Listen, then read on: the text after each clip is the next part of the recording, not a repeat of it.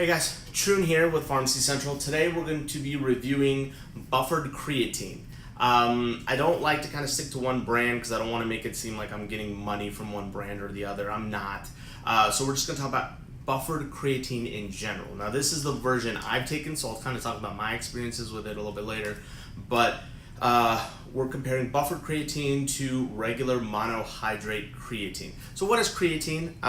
Creatine essentially, when it breaks down in your body, breaks down into ATP. ATP is another word for energy, right? Fuel source. So the more energy you have, the more reps you can do, the more you can run, the more you can perform better. So athletes everywhere take it to get those extra gains, especially weightlifters. This stuff is a kind of a godsend when it comes to bulking up and putting on muscle.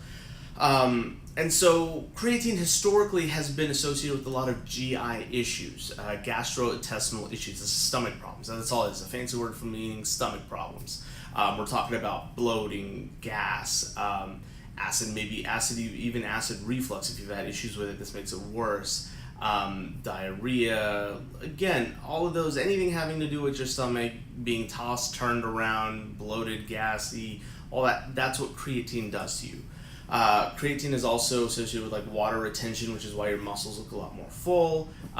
You don't get that as big of an effect with the buffered creatine, I've noticed, but you definitely don't get the stomach issues. Now, I'm not someone who has a really strong stomach constitution.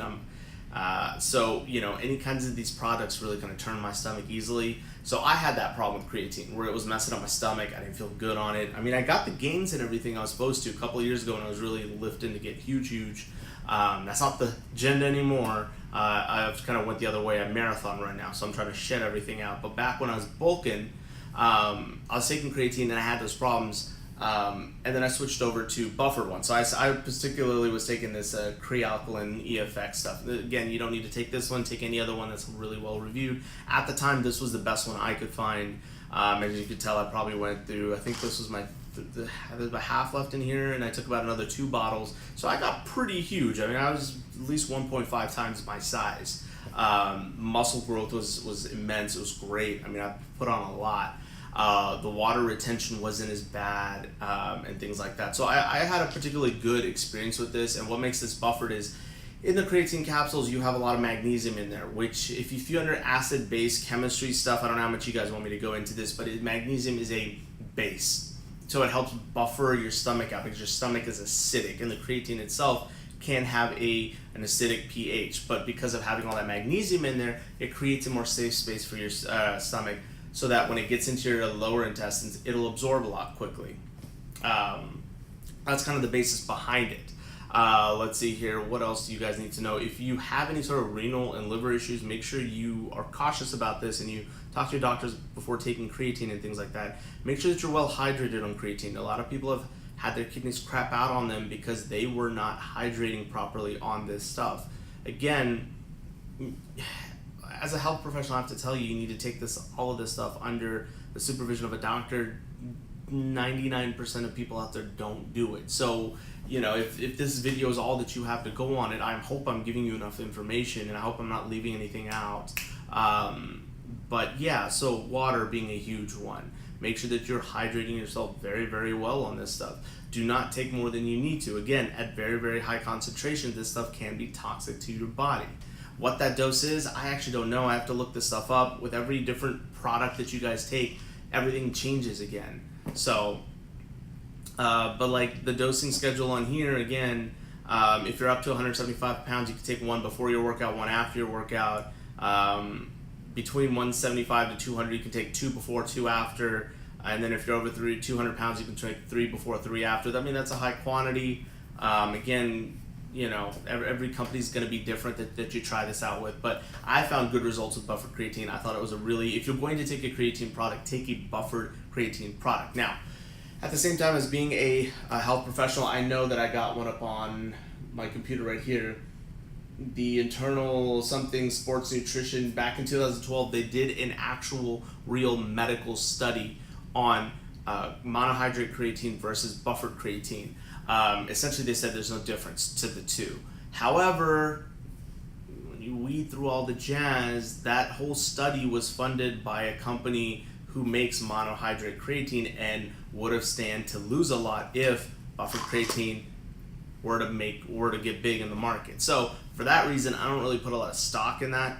I put more stock in how it made me feel when I was actually training on this stuff, and I particularly liked it.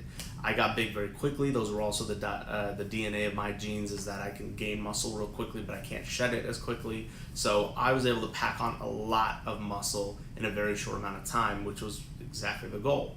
So as I hope this helps, I hope I was able to bring like a pharmacist lens to this and how you guys do it. Oh, I forgot to even go over the junk in here. So besides the buffered creatine, all you have in here is gelatin, maltodextrin, and then flavorings. Like you have like a blue color and a red color. Ain't bad at all. Anytime I take products that aren't regulated by the FDA, I try to make sure that list of junk that's in that stuff is as little as possible. I don't want a giant list of stuff I can't pronounce in it. That makes me really weary. Like that means I'm just taking fillers and fillers and fillers that could harm my body.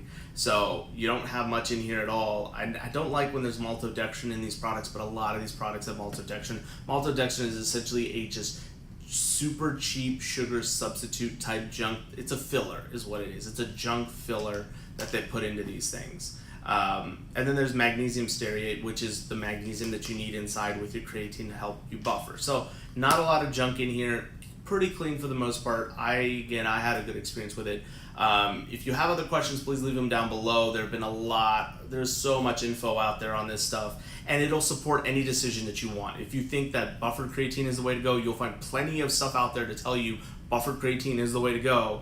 And then for those that don't want to take the traditional creatine, there'll be plenty of information out on the websites, YouTube videos that'll tell you, yeah, well, you should take regular creatine. Buffered is terrible. So it's very hard to weed through the BS, but I hope I've kind of done a semi-decent job at least. Leave some comments down below. If you have any questions, we'll answer them for you. If you have products you want us to try, let us know. We'll do a product review on it. We'll try it out ourselves if we think it's safe. And guys, thanks for tuning in. Give us a subscribe and a like. We'll see you next time. Thanks. Bye.